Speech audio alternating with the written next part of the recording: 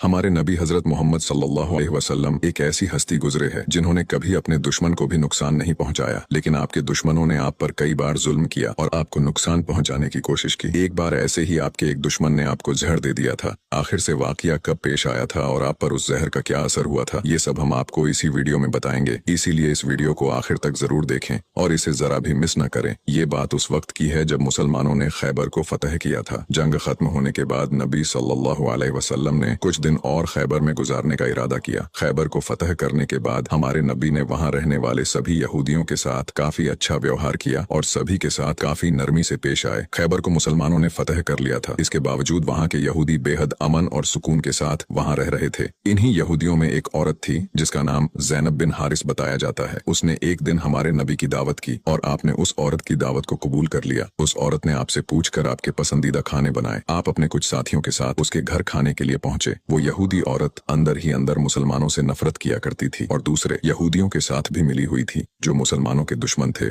उस औरत ने खाने में पेश होने वाले बकरी के गोश्त में जहर मिला दिया था। जब जहर से भरे उस गोश्त को आपके सामने पेश किया गया और आपने खाने के लिए एक निवाला उठाया और अपने मुंह में रखा तो आप समझ गए कि इसमें जहर मिला हुआ है। आपने तुरंत अपने साथियों को खाना खाने से रोक दिया और कहा कि इसमें जहर मिला हुआ है, लेकिन अफसोस के आपके कुछ साथी उस वक्त तक कुछ गोश्त खा चुके थे जिसकी वजह से उनकी शहादत हो गई। कहा जाता है कि जहर के बारे में हमारे नबी को उस जहर की बोटी ने ही खबरदार किया था। इस वाक़े के बाद उस औरत के साथ साथ उसके सभी साथियों से पूछताछ की गई तो उन्होंने न सिर्फ अपना गुनाह कबूल किया बल्कि ये भी कहा कि हमने आपके साथ ये इसलिए किया क्योंकि हम ये देखना चाहते थे कि आप अल्लाह के सच्चे नबी हैं या नहीं। अगर आप अल्लाह के सच्चे नबी हैं तो इस जहर का आप पर असर नहीं होगा, और अगर आप अल्लाह के नबी नहीं हैं तो हमें आपसे छुटकारा मिलेगा। ये बात तो सब जानते हैं कि हमारे नबी ने कभी किसी से बदला नहीं लिया, जबकि आप पर कई बार बहुत जुल्म किया गया जिसके बारे में कोई सोच भी नहीं सकता। लेकिन जब उस जहर की वजह से आपके सहाबा की शहादत हुई थी तो कानून के मुताबिक उस औरत को भी कत्ल कर दिया गया। लेकिन कुछ रिवायतों में आता है कि उस औरत ने खुदकुशी कर ली थी। वही कुछ रिवायतों में कहा जाता है कि उस औरत को माफ कर दिया गया था। इस बारे में कई मुफस्सरीन अपनी अलग अलग राय रखते हैं। एक हदीस में हजरत आयशा फरमाती है कि जब नबी सल्लल्लाहु अलैहि वसल्लम की जिंदगी के आखिरी दिन चल रहे थे और आप बीमार रहा करते थे, उस समय आप कहा करते थे कि खैबर में जो मैंने जहर से मिले हुए गोश्त का टुकड़ा खाया था उसका दर्द मैं आज भी महसूस कर सकता हूँ। ये बात कई किताबों से साबित है कि उस जहर का असर हमारे नबी के आखिरी दिनों में देखा गया था और इसी जहर के असर ने आपकी वफात में एक अहम किरदार अदा दिया था।